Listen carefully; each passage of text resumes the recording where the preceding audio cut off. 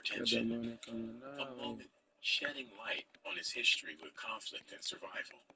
On July 6, Bro, I 2020, ain't literally the so world caught serious. a I'm gonna glimpse of shoot the shit. Gunu's tenacity when Kill he this took to man up there Twitter easy. to share a profound I say they revelation. dead wrong what they did In to a me. candid post, the DMV rapper That's recounted ridiculous. how medical professionals once pronounced him deceased, only for him to defy the odds and survive.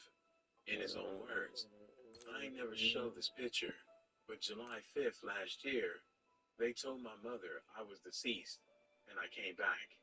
I'm blessed and thankful I'm still here. Man, actually, I'm finna make a Many move. believe that this was directly linked to the Instagram Live video and the events afterwards. There's another pivotal moment we must explore, which occurred in 2015 at a party. Gunu found himself in the crosshairs of a gunshot. The bullet struck him in the face, a harrowing moment that defied the odds of survival. As we reflect on this crucial moment in Gunu's life, it's important to note that it wasn't until a full year had passed before Gunu chose to reveal this critical information. This delay in disclosure underscores how complex Gunu's personality was, a life veiled in hidden chapters. Unfortunately, the trick that helped Gunu escape a life threatening grasp didn't serve him a second time. On a momentous Friday evening, just hours after the disturbing Instagram Live video, the next event to unfold was shocking. The hip hop community was rocked by the news of the untimely passing of 24-year-old rapper Gunu. Gunu's life was tragically cut short in a suspected armed robbery, an abrupt end to a promising journey. The haunting incident took place within the very confines of Gunu's hometown, a place that had shaped his identity and his Yeah, that music. shit gonna cost another. It was in this Cost another backdrop that he found himself in the parking lot of a market store on his way to celebrate his sister's birthday, carrying a gift that would never be given. He was shot with a single gunshot to his back, and after being shot, Gunu You was should need swiftly here. transported to a nearby hospital Niggas should step where up he there, couldn't nobody make it. dead. A grim reality that marked Take the it for 30 transition right now, from man. life Shit. to You can't tragedy. Staring at a picture of her get youngest pictures on son, the clip. My surrounded baby by her soul. daughters, Patrice Parker Moreau I'm told us busting the about her lip. golden child. All he wanted to do was try to get his family, his friends helped him. He was known to everyone as Goon, a son, brother, friend, athlete, and rapper. He had a heart bigger than his body. When they took him, they took me. Just blocks away from where he was born, in the neighborhood he called Stay home. The circumstances surrounding his passing left his fans and family in shock, and authorities immediately launched an investigation to uncover the truth. According to a spokesperson from the Prince George's Police Department, the shooting happened in the 6400 block of Maxwell Drive. The Prince George's County Police Department tweeted about the incident, saying the shooting occurred around 5:40 p.m. in District Heights, Maryland. According to reports, the Prince George's County Police Department was actively seeking suspects in connection with the shooting. They even offered a reward of up to $25,000 for any information leading to a conviction. Gunu's mother, Patrice Parker Moreau, recounts her traumatic experience, saying she was physically shaken. Stressed, and I couldn't move. I just was shaking really bad. My mouth started shivering really bad. I just was shaking bad. I just couldn't move for a long, long time. They wanted my son because he gave it up. They took his chain, they took his watch, he gave it up. And they still shot him in his back. She also spoke about her son's aspirations and the tragedy that befell him, saying, I love him so much. All he wanted to do was try to get his family, his friends, out of the hood. He had a heart bigger than his body. Despite the pain of her loss, Moreau forgave those responsible, expressing her sorrow and understanding. I forgive you. They took my son, and they got what they wanted. The music industry mourned the loss of a young talent whose impact went beyond his local scene. Over the years, Gunu amassing a loyal following that resonated with his whisper flow and unfiltered lyrics. He even caught the attention of prominent artists like Lil Yachty and collaborated with fellow DMV rapper Lil Dude. In the wake of his passing, peers and fans offering their condolences and tributes on social media. The loss of Gunu highlighted the ongoing violence affecting the hip hop community and added to the string of tragic incidents that have shaken the industry. Fellow DMV rapper ASAP Ant said in reaction to Gunu's passing, "May Allah make your grave spacious." However, the spotlight shifted to the events that unfolded after his passing. To be more precise, Gunu's funeral. Hi, everybody. First up tonight on the News at 10, a celebration of life for a Maryland rapper is stirring up some controversy. Markel Morrow's loved ones hosted a viewing over the weekend at a D.C. nightclub. And now, Biddy. Kenneth Copeland, better known as Lil Woody or YSL Woody, was born in 1991 in Atlanta.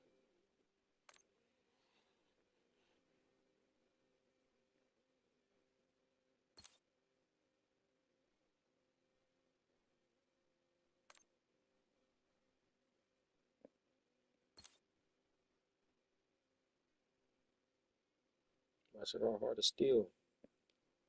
Watch how I get across the hill. Here is how to be a video gamer forever in less than 60 seconds. Now hear me out. Not If the you're man. anything like me, I just you gotta love say that gaming. word.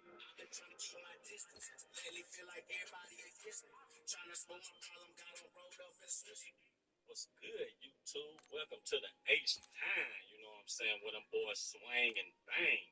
We that boy Michael. I tell that he was in the wrong hood. He got that chopped him. Let's go. Hold up. Where gang at? Where gang? That's the police right there. They trying to take this on the phone. Watch how I go hard to steal. Back alley. Watch how I go hard to steal. Spin the block a little bit.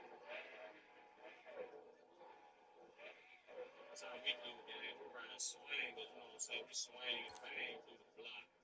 Swing and bang. Be for real, They dog. still want me, gang. They still want me. Gas up, gang. Shit. We riding, nigga. We might well gonna put some gas in here. Some gas up, gang. Shit.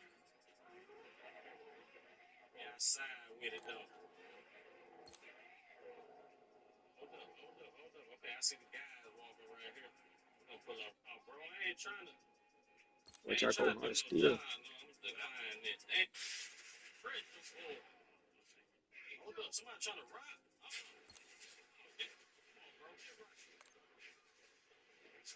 Stretch them, boy. Stretch them, boy. Stretch them. Headshot. Hold up, get. Let's see back home. Drop. Boy took some shots, though. No cap. Little police gonna be pulling up. Hold up, we can't leave the whip. Dead. Not leave the whip. They Fuck the like police. that. Can't leave that. Give me that money, too. I'll take They that. like this. I ain't fucked up about them guns. Gonna move around. Stretch.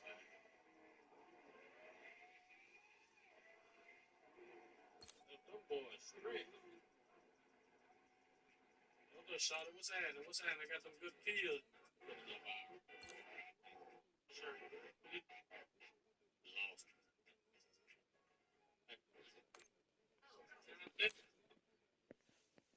Where's the guy?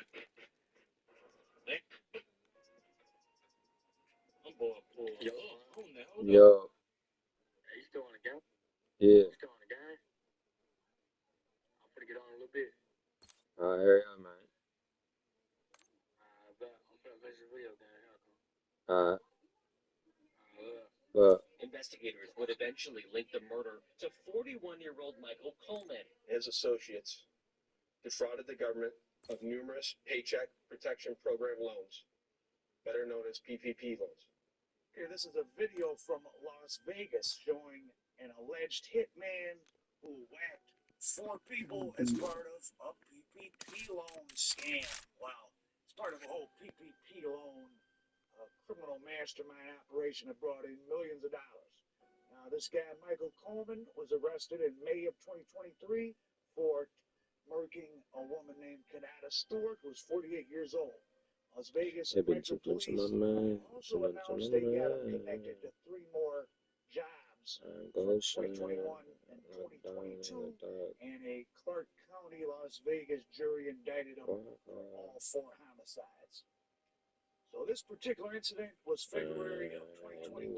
Officers responded to a 911 call from a person who said they heard shots from Fort Apache Road and Mountains Edge Way. Cops pull up, they find the victim, Stewart, deceased outside of a home, and they track Coleman to Stewart's murder from a traffic stop in Arizona 12 hours after the crime, and in a standoff. An Arizona trooper stopped Coleman on the 93 outside Kingman. Detectives say that stop would play a crucial role in their work, with the identical car captured in these videos, and the body cam linking it all back to Michael Coleman. I'm David Charnes, 8 News Now. He knew he was going down probably permanently, so he pulled his, but he didn't shoot, and they took him into custody.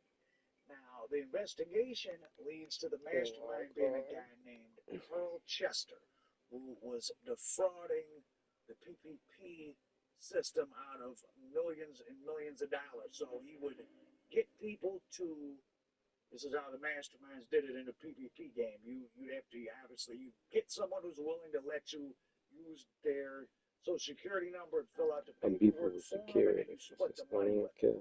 But this guy, Carl Chester, remember, he's filling out the paperwork for the people, so they get the money. So if they didn't give him the cut he was supposed to get, he was sending Coleman, a hitman, after him.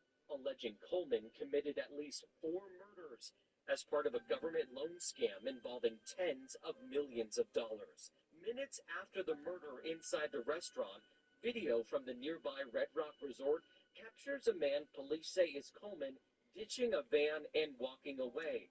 Okay, we got a little addition to the story here. I was doing some more research, and this Michael Coleman guy is a long-time rolling 60s rep out of West Las Vegas, and he, in fact, was indicted with a man named Arlanders Gibson back in 2006. Michael Coleman, a.k.a. Scratch, age 22 of Las Vegas, has been sentenced to 198 months. No, he's the second guy. He's sentenced to 153 months. So that's like 14 years in 06. So he would have just been getting out of prison for a couple years when he did all these hits. U.S. District Judge Larry Hicks handed down the sentences. Gibson, blah, blah, blah. Coleman pled guilty to violent crime and aid or racketeering and use of a firearm. Arlanders Gibson admitted he was OG of the Rolling 60s Crips in Las Vegas. Crack cocaine, 220 grams. Michael Coleman admitted he had been a young gangster of the Rolling 60s Crips since 02. On March 15th, 03, outside Quick's Radiator Shop in North Las Vegas, Coleman attempted to kill Lewis Miles by shooting at him. Miles was hit 4 times in the back and once in the head, but he survived. Coleman admitted he attempted to kill Miles because Miles had disrespected him, and that as a Rolling 60s gang member, he was expected to retaliate in order to maintain or increase his position within the gang. Interesting. That's one of the most interesting things when I do these stories, like when I've had one guy's name, and then you look their name up in the past, and you see people get involved in multiple serious things. So, I saw a YouTube thing that the Carl Chester guy was bumped off by someone named Kavion. Carl Chester was a Rolling 60s Crip as well, out of Las Vegas, I assume. So, they asked him about the boy that got the get back on Baby C crew. Here you go.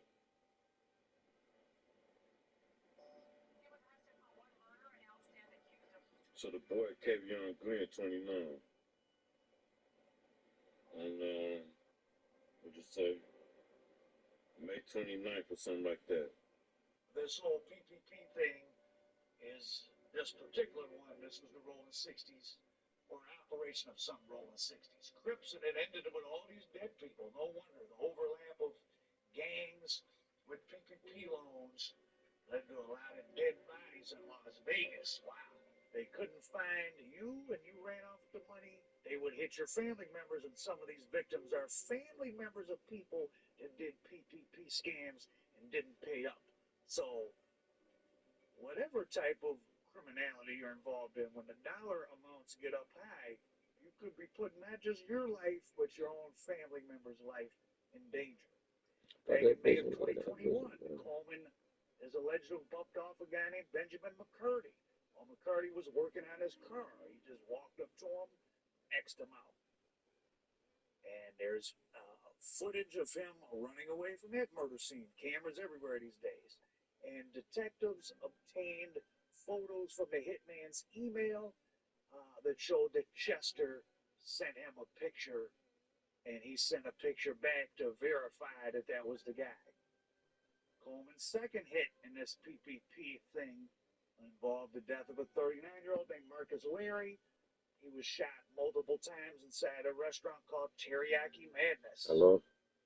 It's a regular night inside this West Valley restaurant as surveillance cameras capture a cashier taking 39-year-old Marcus Larry's order. But within seconds, a gunman pulls open the door, shooting and killing Larry as his nephew looks on.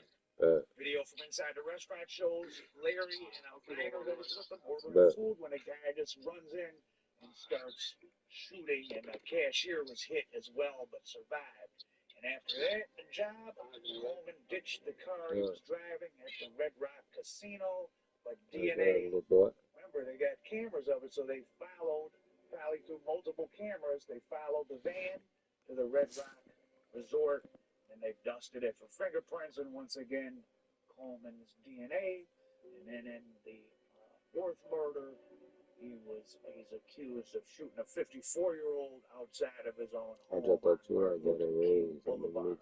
William Hill Jr. Another camera then captures a hooded man police say is Coleman walking down the sidewalk. The video freezes, but the device records the sound of gunshots and people screaming. And this guy Hill was taken out because of his son. And his son is actually in prison for the PPP loan fraud. So, wow. So he thought he was hitting a lick. He got sent to prison for the PPP loan fraud. He didn't give Carl Chester his proper cut, who sent a hitman after him. So you go to prison for the fraud and you get your father whacked out. So where's Carl Chester, the mastermind in all this? Well, he himself was not. May of 2024, members of this